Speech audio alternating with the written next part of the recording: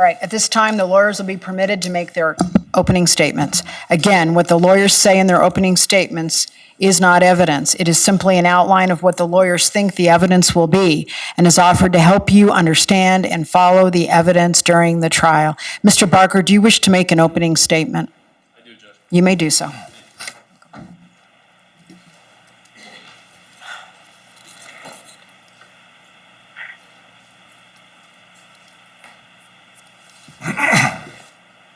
This is Sasha Krause. In 2020, Sasha Krause lived in a small Mennonite community in New Mexico called Ammon. She worked at the publishing house there. She had a knack for language, knew Spanish and French, and she helped publish religious texts for the church. Now, Sasha had moved from Texas, where she was raised in Vietnam, but she wasn't alone in New Mexico. She had her church family, her friends in the community, and she lived with 3 other young ladies in the basement of a house owned by an older Mennonite couple. And life was pretty simple. And that simple life is actually emblematic of the Mennonite church, which preaches simple living. They avoid ornamentation, they avoid popular entertainment, they avoid technology, and some forms of technology. I hear that Sasha and others in the community did have cell phones, but they were flip phones, not the smartphones most of us use. The way the Mennonites dress is also part of that lifestyle. You see that the men wear button-up shirts, plain shirts, the women wear long dresses, they wear head coverings. And that head covering to the Mennonites is a sign of obedience to God. For that reason, you won't see a woman Mennonite out covered without one. Now, among these various beliefs is the concept of non-resistance to evil. Mennonites are pacifists. They will not meet violence with violence. So this was Sasha's life. This was her world. It was a world of peace, quiet, simple. And then, on January 18, 2020, that peaceful existence ended abruptly in violence. It was during that night that the defendant, Gooch, kidnapped Sasha from her community, duct taped her wrists together, bashed her head, and shot her in the back of her head with his .22 caliber rifle.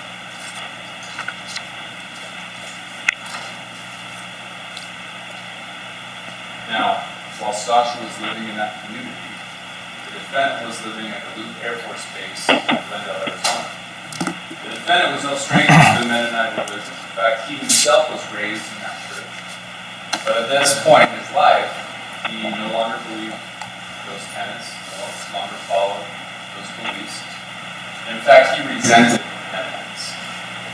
You'll hear that about a week before the kidnapping and murder, the defendant left his base to go do surveillance on some Mennonites. Surveillance was the word he used in a text message to his brother. He described to his brother how the Mennonites he was observing were old with nothing left to live for. In a different text exchange, one of his brothers, who was a police officer, told the defendant how he had given a Mennonite a ticket. Now, the defendant didn't know this person, but the fact that any Mennonite was in trouble, seemed to delight the defendant. He texted his brother back, "Fuck yes, I hope you treated him like shit." Now, his resentment, whatever it stemmed from, turned violent on January 18, 2020. Mr. Barker, counsel, will you approach for a moment? I'm sorry for the interruption. To have a microphone so everybody can hear him. All right. We were talking about the resentment the defendant had against Mennonites. Now that morning, the morning of January 18, 2020, the defendant got into his car, a VW Jetta, and he drove north up the I-17 past Flagstaff and then turned towards the east, toward New Mexico. Eventually, he arrived in the town of Farmington, New Mexico. Now, this was a Saturday. It was the defendant's day off, and yet he chose that day to drive 7 hours to an obscure community on the eastern edge of Farmington, New Mexico, the place where Sasha lived, the Lampin-like community. Now, there's no indication the defendant knew anybody at that community. Nobody at that community knew the defendant, and yet he spent roughly 4 hours in that area. It's unclear exactly what he was doing that entire time. He never introduced himself to anyone in that community. Nobody even knew he was there. Meanwhile, Sasha was having a very typical Saturday. She was doing some personal shopping, running some errands. She was preparing, in fact, to move into a different house in that community. She had told a roommate earlier that day that she had to go pick up some books at the church building for a lesson the next day being a Sunday. That night, around 7:30 p.m., she got into her car and she drove to the church. She was wearing a white fleece jacket, long pinstripe dress. Her hair was done up in a bun pinned together with the customary head covering. Now, you'll hear that the church building from Sasha's house was not far, 200 feet maybe, but it was cold. It was January, and it was dark, and it would not have been unusual for her to drive that short distance. Now, what happened when Sasha got to the church is not entirely clear. But what will be clear is that the defendant was there, that he abducted Sasha, put her in his car, and then drove hours away to the area of the Sunset Crater National Monument. Nobody saw this happen. Nobody even heard anything. Nobody knew Sasha was missing, in fact, until much later that night. Around 1:30 a.m. the next morning, this is January 19th, one of Sasha's roommates woke up, noticed that there was a light on, a light that they had left on for Sasha, in fact. Sasha wasn't there. She nervously texted another roommate asking where Sasha was. They tried calling her, no answer, went straight to voicemail. Soon others in the community started waking up. The police arrived at the scene. A search began for Sasha. But as you'll learn, by that time, Sasha was likely already dead. The defendant had removed her from her community, taken her hours away, as I mentioned, to the Sunset Crater National Monument. He was driving down some of those remote roads after midnight on the 19th. At some point, the defendant duct taped Sasha's wrists together in front of her. He bashed her head so hard that it caused skull fractures. And then he pulled out his .22 caliber rifle. He pointed it at the back of her head and fired one shot, killing her. Sasha's body remained in that area, face down in some cinders, while the defendant got into his car and drove back to his Airforce base. And her body remained there undiscovered for weeks, in fact. She was a missing person. The police in the Farmington area, they chased down every lead they could, but never found out what happened to her. Until February 21st, 2020, a little over a month later, when a woman who was camping in the area of Sunset Crater National Monument was gathering some firewood when she noticed something.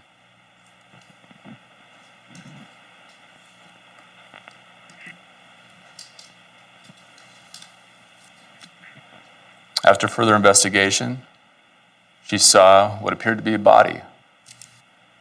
She called out to it, no response, so she rushed down to the ranger station, and the police arrived on the scene. And when the police got there, they saw Sasha's body face down in the dirt. She was wearing a fleece jacket, long pinstripe dress. When they turned Sasha's body over, they saw that her wrists were duct taped together. They also found head injuries to the back of her head. Now, Sasha's body had been out there for over a month, but it was still well preserved due to the dry and cool temperatures that time of year. Her body was taken to the medical examiner where it was examined and autopsied. And the medical examiner found that she suffered blunt force trauma to the back of her head that caused skull fractures. She also suffered a gunshot wound to the back of her head. And in fact, the bullet was still inside of her, lodged near her throat. That bullet was retained in evidence, and it was later tested, as we'll talk about.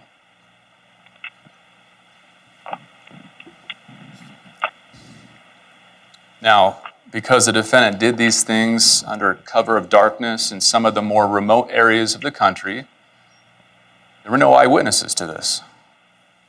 But you'll hear evidence in this case that will tell you where the defendant was and what he was doing on the night of Sasha's kidnapping and murder. For instance, you'll hear about cell phone location data. Now, many of you understand intuitively that your cell phone can track your movements, has that capability. You can navigate to places using your cell phone. Apps on your phone share your location, and cell phone providers can capture that information in providing their service. Well, the police knew Sasha's cell phone number, and they obtained the records from the cell phone towers between Farmington and Flagstaff. And they saw that her cell phone was hitting off towers around 7:30 p.m., going to the west, until it eventually stopped connecting altogether. So what they were looking for was any other number or numbers that would have hit off those same towers at the same time, going the same direction. They combed through pages and pages of these documents from these cell towers, and they only found one number that fit that description: the defendant's cell phone number. And with that information, the police retrieved the defendant's cell phone data from AT&T, his cell phone provider. The phone calls, the text messages, and importantly, the location data. Now, this location data is not like GPS. It can't put someone in a room, but in this case, it was very good. So good, in fact, that the police could see a clear path of travel from Glendale to Farmington on January the 18th.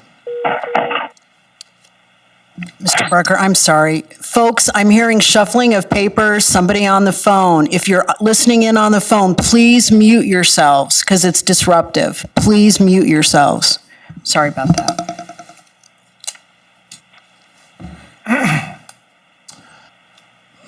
You'll see images like this one. This is a mapped version of where the defendant, his cell phone was located from his AT&T records. Every red circle there that you can see, every dot, indicates a coordinate from AT&T.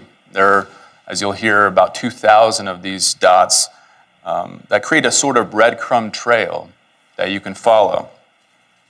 Now, the other thing that this record will show is the time the defendant was in these locations. And for that reason, you'll hear that the defendant was in Farmington, New Mexico, up until the point of Sasha's disappearance. You'll hear that he was in the Sunset Crater National Monument area after midnight on January the 19th for around 2 hours. The same area where Sasha's body was later recovered. In summary, the defendant was at the abduction site and at the murder site on the dates and times when those events occurred. You'll hear other evidence in the case that will support that timeline. For instance, as you might imagine, a military base like Luke Air Force Base does not let anybody just come into the base. There's a security gate. You have to provide a photo ID. Someone at the gate has to verify that the person providing the ID is that person. And the defendant had to do that as well when he returned on January 19th at around 7 a.m. That timeline corresponds with the AT&T records as well. There was also surveillance video on the Air Force Base, which showed the defendant leaving his dorm in the morning of January 18th, getting into his VW Jetta, leaving the base, and then again returning on January 19th at around 7 a.m. The police also obtained the defendant's financial records. You'll hear that his American Express account showed 2 transactions during that trip he took from Glendale to Farmington. One transaction at a McDonald's in Kayenta, Arizona, and another transaction at a gas station in Farmington. And the timestamps for those transactions, again, matches up with that timeline from his AT&T cell record. And then you have the device itself, the cell phone the defendant had with him while he was making this trip and committing these acts. And there were 2 photos on that cell phone that he took while he was driving from Glendale to Flagstaff on the I-17. And the timestamps on those photos match up again with the timeline from his AT&T record. Now, if that wasn't enough, the defendant also admitted that he drove from Glendale to Farmington on January 18th. You see, after Detective Nagel obtained these cell phone records, she went to go speak to him at his base. And she asked him early in the interview if he had traveled outside of the state in the last 6 months. This was an interview done in April of last year. The defendant initially lied, said no, and then later in the interview, he admitted he had in fact driven to New Mexico on the date of Sasha's disappearance. Now, his explanation was that he was just going to attend a Mennonite church there. Another contradiction. He drove there on a Saturday, not on a Sunday when the services would have been held, never introduced himself to anyone in that community. And in fact, later in that same interview, he told Detective Nagel he had no intention of attending any Mennonite churches. Now, the defendant in that interview claims he had nothing to do with Sasha's disappearance. You'll get to watch this interview in its entirety. It was audio and video recorded. You'll get to see what contradictions there are in that interview, what's contradicted by the evidence from what the defendant is telling you.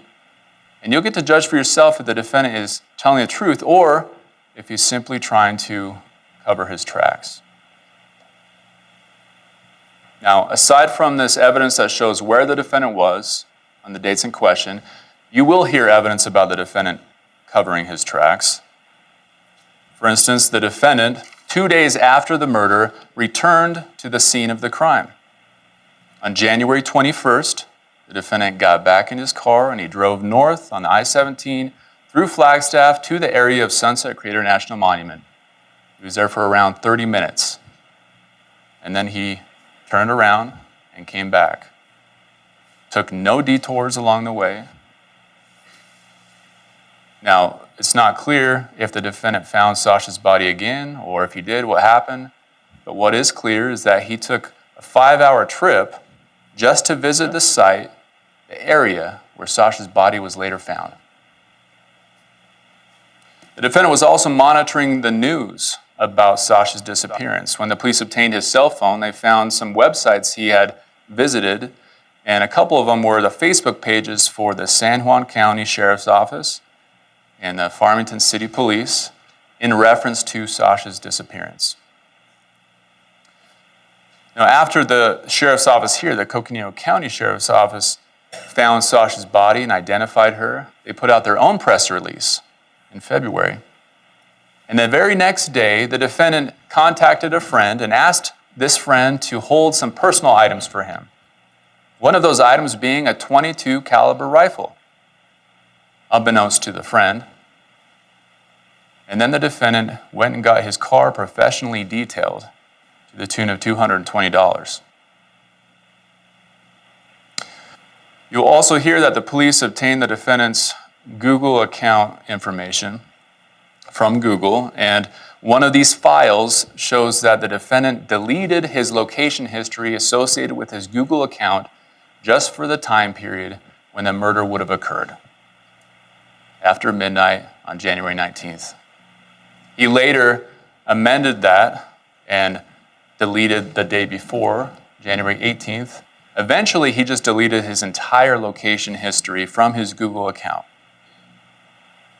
Unfortunately for the defendant, deleting his Google account location history had no effect whatsoever on his AT&T location history retained by that provider. And in that sense, the defendant didn't cover his tracks, he highlighted them.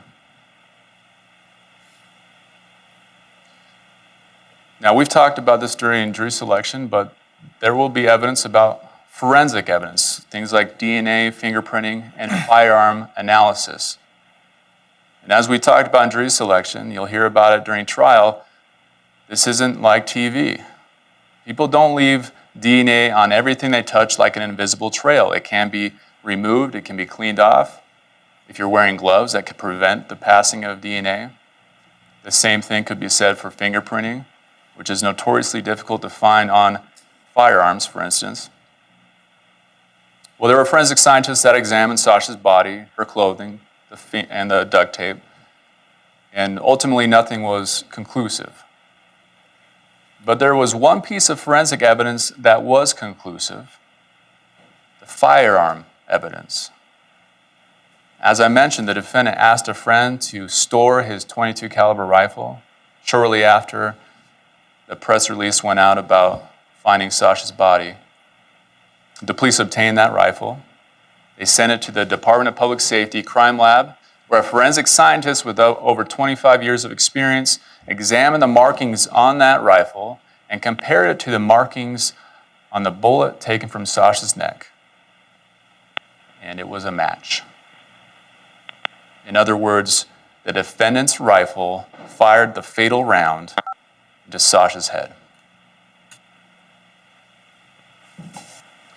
Ladies and gentlemen, you will hear from over 30 witnesses in this case, ranging from forensic scientists to police officers to some of the Mennonite folks that Sasha lived and worked with.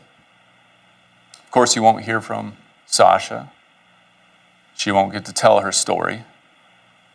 But the evidence in this case will tell a story about who intruded on Sasha's community, who ambushed her at her own church, who duct taped her wrists together, who bashed her head, and who ultimately shot her in the back of the head, murdering her. And the answer to every single one of those questions, as you'll hear in this case, is Mark Gooch, the defendant.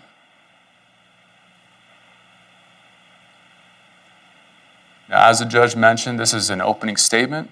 It's merely my opportunity to give you some context for what you're about to hear. We'll call witnesses one at a time, not necessarily in chronological order. We won't get to stop the trial and explain things to you. You'll have to rely on their testimony. In a moment, the defense may give an opening statement. He may talk about things I haven't talked about. I will not get to stand up afterwards and address those things. We'll have to wait until the end of trial after you've heard all the evidence and received those final jury instructions before I can address you again. But rest assured that at the end of this case, you will know beyond a reasonable doubt that this defendant, Mark Gooch, kidnapped and murdered Sasha Krause. And because of that, at the end of this case, I will ask you to hold him accountable for what he has done and find him guilty on all charges. Thank you. Thank you, Mr. Barker.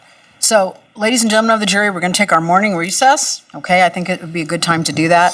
And we'll be in recess for 15 minutes once I excuse you from the courtroom. Remember the admonition.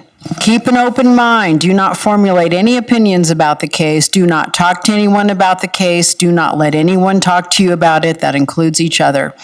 So you're going to go ahead and we're going to take our morning recess, 15 minutes.